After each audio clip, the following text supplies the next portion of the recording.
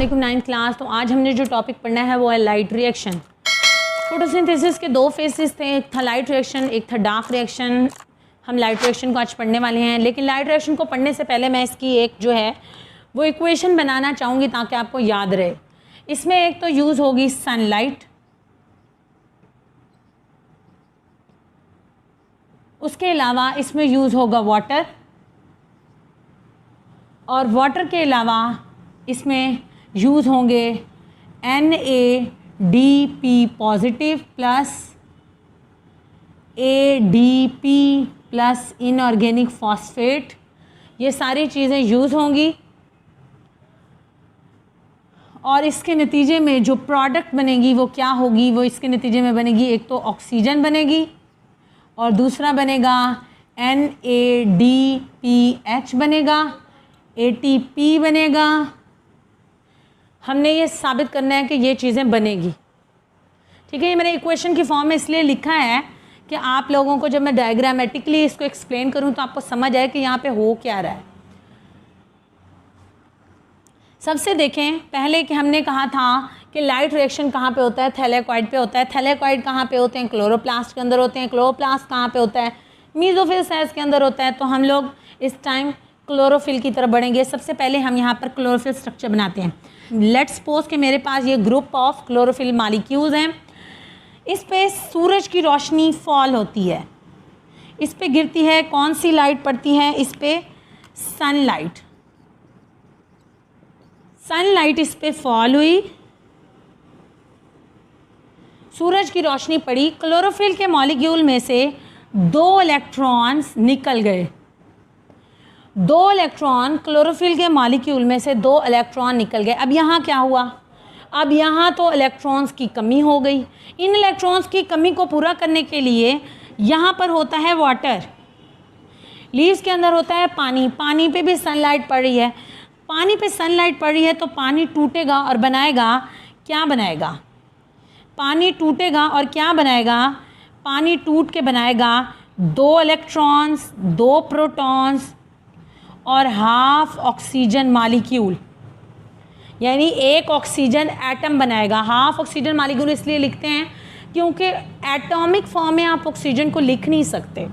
अच्छा, ये जो 2 इलेक्ट्रॉन्स हैं ये भाग के क्या करेंगे कि इसकी फिलिंग कर देंगे।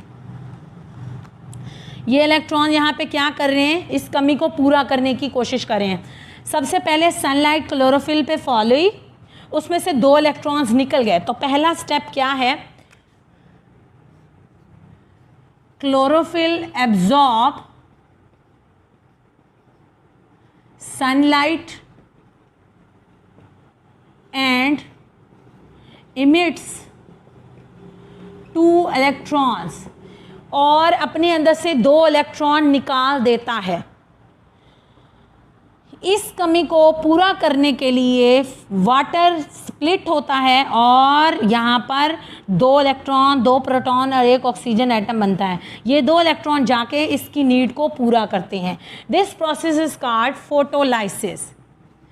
फोटोलाइसिस होती है, फोटोलाइसिस का मतलब होता है water break down in light. सूरज की रोशनी में पानी के मॉलिक्यूल का टूटना फोटोलाइसिस होती है। ये जो 2 इलेक्ट्रॉन होते हैं ये इसकी नीड को पूरा कर देते हैं। ये जो 2 इलेक्ट्रॉन निकले थे ये यहाँ से एक और क्लोरोफिल स्ट्रक्चर के पास जाते हैं।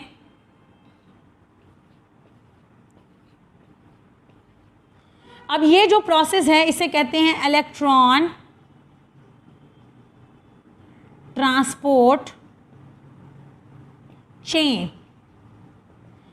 इलेक्ट्रॉन जो होते हैं वो एक सिस्टम में से गुजरते हैं, डाउन मूव करते हैं, अपनी एनर्जी को लॉस करते हैं। जब ये एनर्जी को लॉस करते हैं, यहाँ पर ADP पड़ा होता है और इनऑर्गेनिक फॉस्फेट भी पड़ा होता है, लेकिन ये मिल के क्या नहीं बना सकते हैं, ये मिल के ATP बनाना चाहते हैं। इनके पास एनर्जी नहीं है। ये एनर्जी इनको कौन देगा, ये जो 2 इलेक्ट्रॉन अपनी एनर्जी रिलीज़ करेंगे, ये 2 इलेक्ट्रॉन इनको एनर्जी देंगे और इस एनर्जी के नतीजे में यहाँ पे स्ट्रक्चर डेवलप होगा ATP। अब यहाँ पे देख रहे हैं कि ADP और यानी इनऑर्गेनिक फॉस्फेट ने मिलके क्या बना दिया है, एटीपी बना दिया है। किसकी वजह से? इन दो इलेक्ट्रॉन्स की वजह से। ये जो क्लोरोफिल का स्ट्रक्चर है ना, ये इन इलेक्ट्रॉन, इसके ऊपर भी सनलाइट पड़ रही थी, इसके ऊपर भी क्या पड़ रही है, सनलाइट फॉल हो रही है, और इसके अंदर से भी दो इलेक्ट्रॉन ऑलरेडी निकल चुके हैं। इसके दो इलेक्ट्रॉन जब निकले तो इसकी नीड तो इन पिछले दो इलेक्ट्रॉन ने फिल कर दी, इसके दो इलेक्ट्रॉन की नीड तो इसने पूरी कर दी। इसके जो दो इलेक्ट्रॉन निकले हैं वो क्या करते हैं,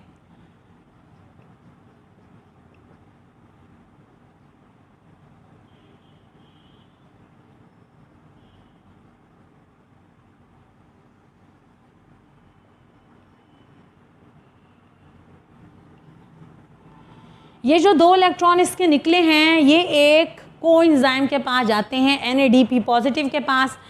ये वाले जो प्रोटॉन होते हैं ये इसके पास आते हैं, ये दो इलेक्ट्रॉन और ये प्रोटॉन आपस में मिलके बना देते हैं यहाँ स्ट्रक्चर NADPH। तो हमारे पास जो प्रोडक्ट हासिल हुई, एक तो प्रोडक्ट हमारे पास हासिल हुई है ATP और दूसरी हमारे पास प्रोडक्ट हासिल हुई है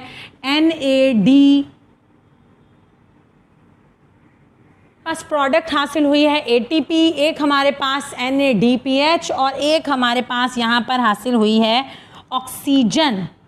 ये जो ऑक्सीजन है ये एटमॉस्फेयर में चली जाती है और ये हम लोग सांस लेने के लिए इस्तेमाल करते हैं। तो what is this? This is light reaction. Light reaction का पहला स्टेप, क्लोरोफिल पे सनलाइट पड़ती है, वहाँ से दो इलेक्ट्रॉन निकल जाते हैं, एक्साइटेशन में चल जाते हैं। इसकी नीड को पूरा करने के लिए फोटोलाइसिस होता है, वाटर पे सनलाइट फॉल करती है और वाटर मॉलिक्यूल टूट के एक वाटर मॉलिक्यूल से दो प्रोटॉन, दो इलेक्ट्रॉन और एक ऑक्सीजन एटम या हाफ मॉलिक्यूलर ऑक्सीजन बनती है। ये दो इलेक्ट्रॉन इसकी नीड को पूरा कर देते हैं। ये इलेक्ट्रॉन ट्रांसपोर्ट चेन में चल जाते हैं। थर्ड स्टेप क्या होगा?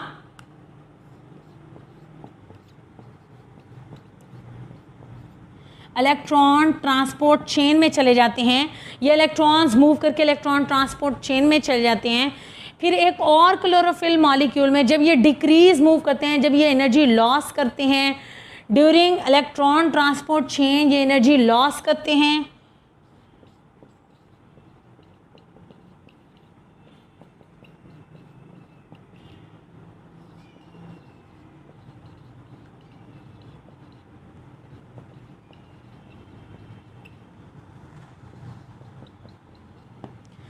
During electron transport change energy loss करते हैं, जो एनर्जी यूज़ हो जाती है ATP को बनाने के लिए।